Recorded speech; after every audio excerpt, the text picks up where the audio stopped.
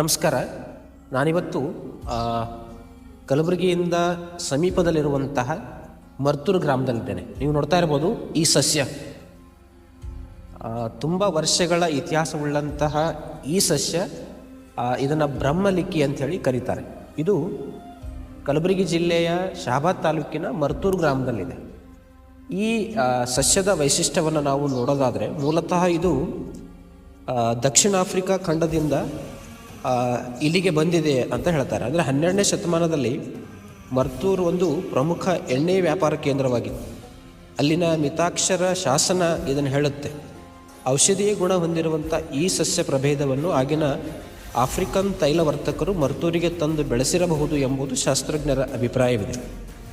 ಈ ಸಸ್ಯ ಅದರ ಬೇರು, ಕಾಂಡ, ಎಲೆ, ಹೂವು, ಕಾಯಿ ಎಲ್ಲವೂ ಔಷಧೀಯ ಸಸ್ಯವಾಗಿ ಇದೆ. ಅಂದರೆ ಇದು ವಿಶಾಲವಾದ ಮರದಲ್ಲಿ ತೆಂಗಿನಕಾಯಿ ಆಕಾರದಲ್ಲಿ ಇದರ ಕಾಯಿಗಳಿವೆ. ಗಟ್ಟಿಯಾದ ಬೀಜವುಳ್ಳ ಈ ಕಾಯಿಗಳು ಕಾಯಿ, ಹೂವು, ಎಲೆ, ಮರ, ಕಾಂಡ, ತೊಗಟೆ ಹೀಗೆ ಎಲ್ಲ ಭಾಗಗಳು ಔಷಧೀಯವಾಗಿ ಇದೆ. ಇದು ಮುಖ್ಯವಾಗಿ ಪ್ರತಿಯೊಂದು ಜೀವಿಗೂ ಔಷಧ ರೂಪದಲ್ಲಿ ಉಪಯುಕ್ತವಾಗಿ ಬಳಕೆಗೆ ಬಂದಿದೆ.